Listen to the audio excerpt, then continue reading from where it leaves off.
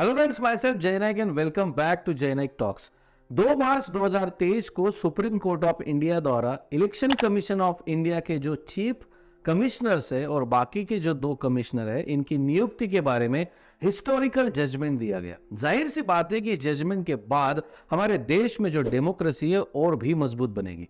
देश में डेमोक्रेसी या लोकतंत्र बनाए रखने के लिए इलेक्शन की जो प्रोसेस है वो पवित्र होनी चाहिए और इसी पवित्रता को बनाए रखने का काम जो है वो इलेक्शन कमीशन करता है।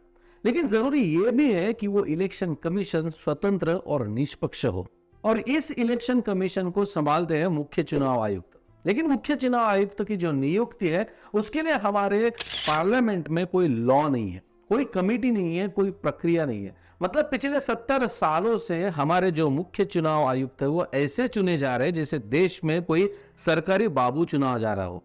इसी के मद्देनजर सुप्रीम कोर्ट में पिटीशन दाखिल हुआ था कि इस पर कोई प्रक्रिया होनी चाहिए और सुप्रीम कोर्ट ने 2 मार्च 2023 को यह जजमेंट दिया है कि इसके बाद जो चीफ इलेक्शन कमिश्नर चुने जाएंगे वो एक कमेटी के द्वारा चुने जाएंगे। लेकिन क्यों इस डिसीजन को हिस्टोरिकल डिसीजन कहा जा रहा है?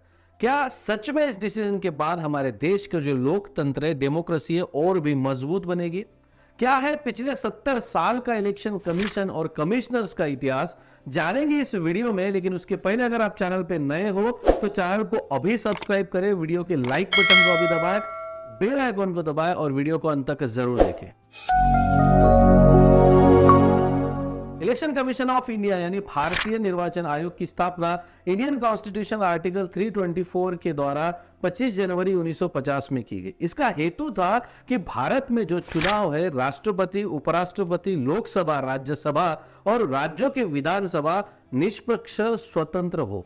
डेमोक्रेसी का मतलब क्या होता है? डेमोक्रेसी का मतलब लोगों द्वारा जो लोग चुने जाते हैं, इन्हीं लोगों के लिए सरकार चलाने के लिए। फिर ये लोग जब अपनी मनमानी करने लगते हैं, ये लोकतंत्र की हत्या करने लगते हैं, तब हमारे पास एक शक्ति होती है, वो होती है मतदान की। और जब भी इलेक्शन आता है, हम अपने मत शक्ति से इस सरकार को, मतलब जो लोग हमने वहां पे बैठा है, उसको हम हटा सकते हैं। ये सबसे बड़ा अधिकार, सबसे बड़ा हक इस इंडियन कॉन्स्टिट्यूशन ने भारत के हर आम नागरिकों को दिया है। और ये जो इलेक्शंस होते हैं वो पूरा जो संभालता है, उसे सुपरवाइज करता है इंडियन इलेक्शन कमीशन। और जैसे मैंने बताया कि इसको हैंडल करते हैं कमिश्नर ऑफ इलेक्शन, मतलब जो मुख्य चुनाव आयुक्त है वो इस सारी चीजों को हैंडल करते हैं। अब सोचिए कि अभी तक जो है भारत के जो मुख्य चुनाव आयुक्त है वो किस तरीके से चुने जाते थे? वो चुने जाते थे भारत के राष्ट्रपति द्वारा, और राष्ट्रपति जो है भारत के प्रधानमंत्री के सजेशन द्वारा काम करते हैं। मतलब आज तक 70 सालों में भारत में जितनी भी रूलिंग पार्टियां थी वही अपने देश के मुख्य चुनाव आयुक्त को चुने जा रहे थे। मतलब अगर मामा इलेक्शन में खड़ा है तो मामू का आदमी ही इलेक्शन ले रहा है, तो मामा ही तो इलेक्शन जीतेगा। और आज तक यही चलता आया है और अभी तक जब तक सुप्रीम कोर्ट का यह जजमेंट नहीं आया तब तक 70 साल में यही होता आया है कि जो रूलिंग पार्टी है वो राष्ट्रपति को सजेशन देती है और अपने ही फेवर के लोग जो है वो मुख्य चुनाव आयुक्त के तौर पे नियुक्त करती है। इंडियन कॉन्स्टिट्यूशन के आर्टिकल 324 और सब क्लॉज 2 के अंतर्गत ये बताया गया है कि पार्लियामेंट में मुख्य चुनाव आयुक्त के लिए एक लॉ होना चाहिए, प्रक्रिया होनी चाहिए। लेकिन 1950 से जब से ये निर्वाचन आयोग बना है तब से आज तक किसी भी सरकार ने इसके और कदम नहीं उठाया।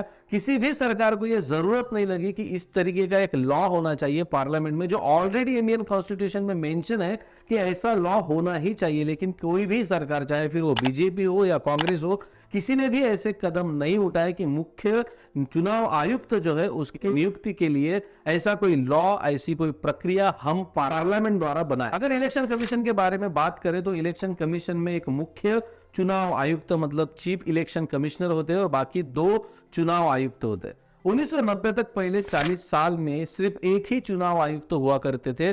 बाद में 90 के बाद 2 अतिरिक्त चुनाव आयुक्त आयोग में आए और तीनों मिलके जो है पूरे देश के जो इलेक्शंस होते हैं उनको सुपरवाइज करते हैं। चुनाव आयोग का काम सिर्फ इलेक्शन लेना नहीं होता है। इलेक्शन तो वो लेते हैं जिसमें राष्ट्रपति, उपराष्ट्रपति, लोकसभा, राज्यसभा और राज्यों के विधानसभा का इलेक्शन केंद्रीय चुनाव आयोग लेता है। इसके अलावा चुनाव आयोग को इन सारे इलेक्शंस पे सुपरवाइज भी करना होता है। जितनी भी पॉलिटिकल पार्टी होती है वो चुनाव आयोग में ही रजिस्टर्ड होती है, चुनाव आयोग ही उन्हें चुनाव चिन्ह देता है।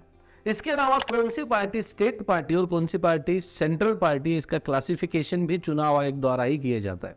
उसके बाद में कोई अगर चुनने के बाद एमपी या एमएलए पार्टी छोड़ के दूसरे पार्टी में जाता है तब भी उसे डिस्क्वालिफिकेशन के बारे में जो भी डिसीजंस होते हैं वो चुनाव आयोग ही लेता है। इसके अलावा और भी कोई काम जो है वो चुनाव आयोग द्वारा ही किया जाता है। अभी जो चीफ इलेक्शन कमिश्नर्स है उनको अपने पद पे से अगर हटाना है तो वो आसान प्रक्रिया नहीं है। भले ही उनकी नियुक्ति राष्ट्रपति करते होंगे लेकिन उनको पद से हटाने के लिए संसद में महाभियोग प्रक्रिया चलानी पड़ती है जो बहुत ज्यादा कॉम्प्लिकेटेड है। लेकिन जो अतिरिक्त आयुक्त है उनको राष्ट्रपति अपने पद से हटा सकते हैं अगर चीफ इलेक्शन कमिश्नर उन्हें सजेशन वैसे देते हैं। तो देश में डेमोक्रेसी का फाउंडेशन होता है इलेक्शन, और वो इलेक्शन संभालते हैं मुख्य चुनाव आयुक्त चुनाव आयोग द्वारा। लेकिन ये मुख्य चुनाव आयुक्त अगर देश की रूलिंग पार्टी द्वारा चुने गए तो फिर देश में डेमोक्रेसी बचने की संभावना बहुत कम होती है। जो भी रूलिंग पार्टी अपने फेवर के लोगों को आगे भेजता है। इसी के कारण 2015 में सुप्रीम कोर्ट में पिटीशन दाखिल किया गया कि चुनाव आयुक्त के नियुक्ति के लिए कुछ ऐसे लॉज या प्रक्रिया होनी चाहिए। अभी जाके 2 मार्च को ये जजमेंट आया है कि अभी इसके बाद जो भी चीफ इलेक्शन कमिश्नर चुने जाएंगे वो 3 सदस्यीय समिति द्वारा चुने जाएंगे। इस कमिटी में चीफ जस्टिस ऑफ इंडिया जो सर्वोच्च न्यायालय के सर न्यायाधीश है वो रहेंगे। इसके अलावा देश के प्रधानमंत्री और देश की जो लोकसभा है उसके विरोधी पक्ष नेता।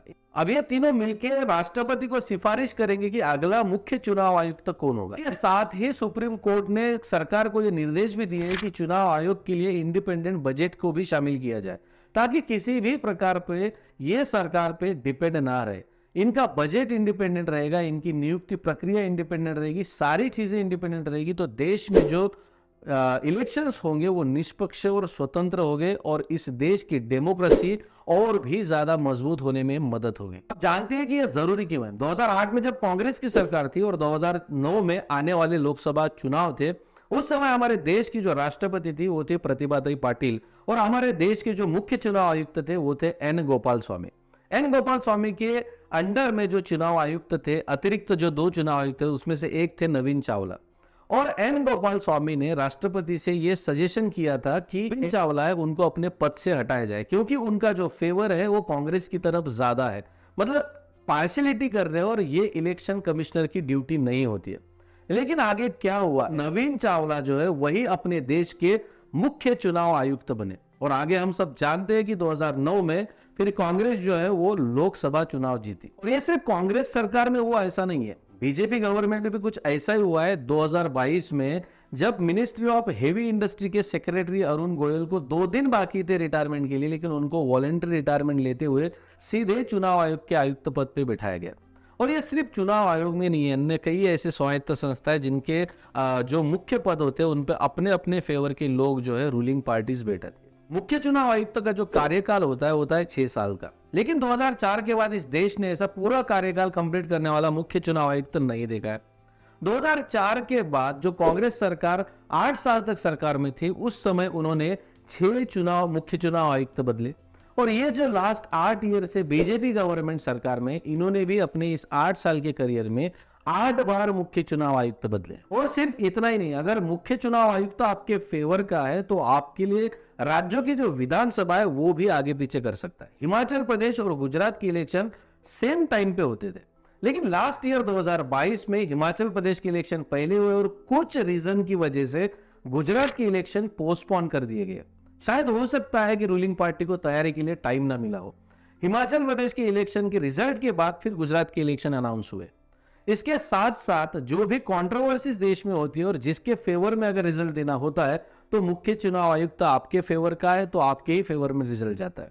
फॉर एग्जांपल अभी महाराष्ट्र में कंट्रोवर्सीज चल रही है शिवसेना इस पार्टी को लेके।